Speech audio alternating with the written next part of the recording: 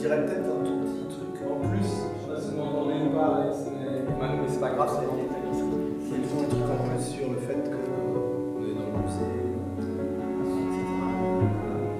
C'est pas mon téléphone.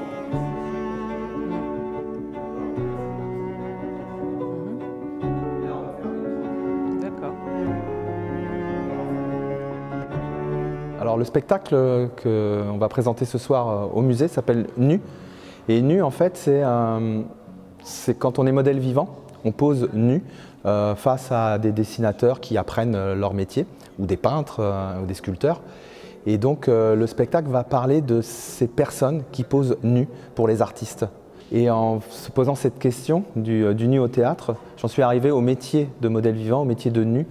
Et je me suis dit, bah voilà, on va essayer de déconstruire un peu toute cette question-là, en allant les interviewer, ceux qui font ça, et essayer de comprendre pourquoi, comment c'est perçu, par exemple dans leur vie de couple, ou pour leurs enfants, ou la famille, comment c'est payé, quelle est la précarité de ce métier finalement, parce que est-ce qu'il a un statut d'artiste, etc. Et en fait, voilà, j'ai fait cette enquête pour travailler vraiment sur la fragilité, mais la fragilité, finalement, on découvre que c'est surtout dans l'immobilité, que c'est très difficile de tenir longtemps la pose et que finalement on est dans un milieu plutôt safe par rapport à ce qu'on pourrait imaginer, quoi.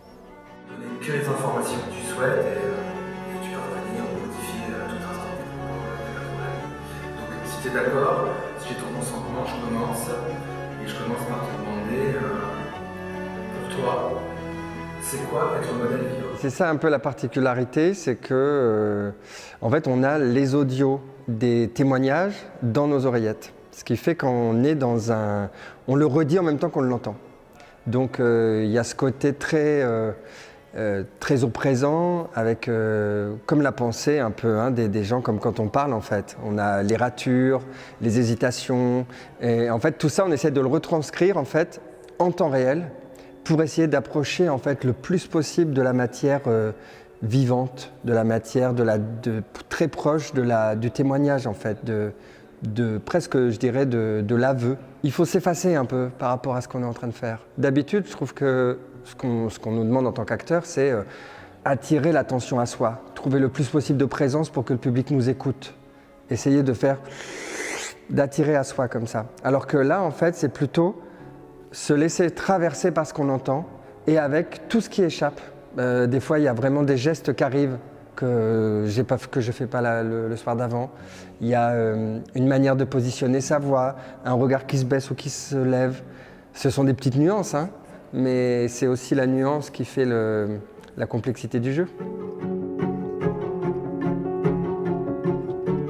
Le spectacle se joue habituellement dans des théâtres. Mais dès que j'ai l'oreille un peu de la directrice ou du directeur, je propose toujours l'idée d'associer ce spectacle à un lieu muséal. Donc ici au musée de Saint-Lô, c'est parfait. Et puis le directeur voilà, que je connaissais bien a compris que c'était pertinent que de jouer dans un musée. Ça paraît évident en fait, puisque quand on va apprécier tous ces tableaux, ou s'il y a des nus ou des modèles qui sont peints, on ne les entend pas parler, quoi. On ne sait pas qui est Mona Lisa vraiment, qu'est-ce qu'elle aurait pu penser, etc., etc. Donc là, c'était vraiment de redonner les modèles, la gloire aux modèles et pas aux peintres, finalement.